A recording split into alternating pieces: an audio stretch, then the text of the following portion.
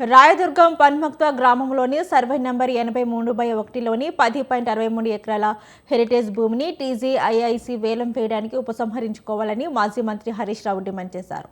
2020లోని ఇదే భూములపై రక్షణ కోరుతూ హైకోర్టు మెట్లు ఎక్కిన రేవంత్ రెడ్డి నేడు ముఖ్యమంత్రి అయ్యాక అదే భూమిపై థర్డ్ పార్టీల హక్కులు సృష్టించేలా వేలానికి ఎలా అనుమతిస్తున్నారు? ప్రతిపక్షంలోని ఒక మాట, అధికారంలోకి వచ్చిన తర్వాత మరో మాటన అని మండిపడ్డారు.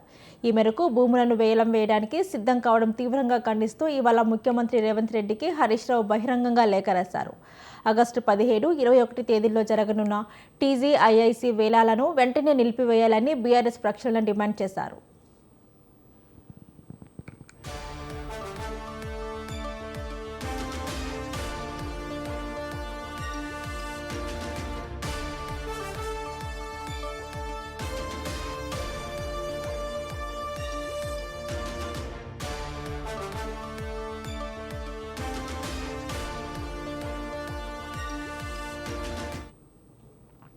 ఎక్కడ ప్రభుత్వ భూములు కనిపిస్తే ఎక్కడ అమ్మకాలేనా అని ప్రశ్నించారు.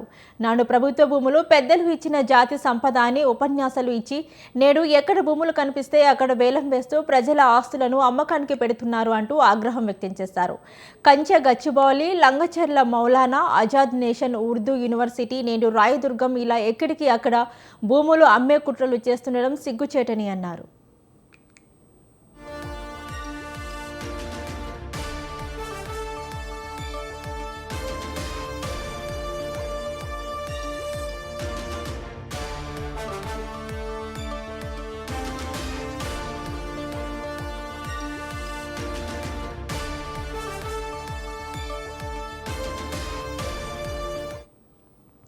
రాయదుర్గంలోని సర్వే నెంబర్ 83ను హెరిటేజ్ సైట్గా గుర్తించినట్లు రికార్డులు స్పష్టం చేస్తున్నాయని, హెరిటేజ్ భూములను కాపాడాల్సిన ప్రభుత్వం వాటినే వేలం వేసి అమ్మేందుకు ఎందుకు తొందరపడుతుంది? మీ అమాయకులను మేలు చేసేందుక అని నిలదీశారు.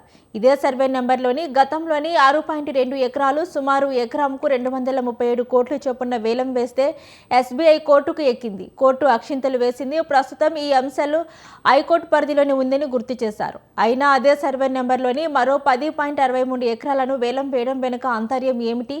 న్యాయ వ్యవస్థ అంటే మీకు గౌరవం లేదా అని ప్రశ్నించారు.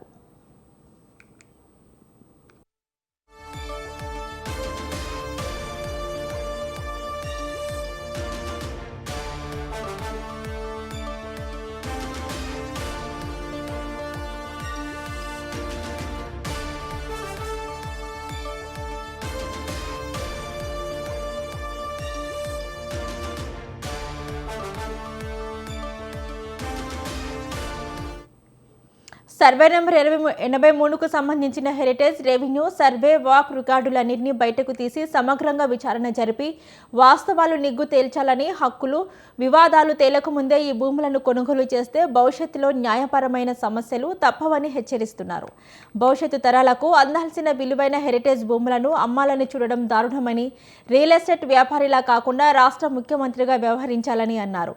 అన్నముల బ్రదర్స్ ప్రయోజనాల కోసం కాదు, అన్ని వర్గాల ప్రజల సంక్షేమం, తెలంగాణ ప్రయోజనాలను కాపాడే ముఖ్యమంత్రిగా ఉండండి, లేదంటే చరిత్రహీనుడిగా మిగిలిపోతారని హెచ్చరించారు.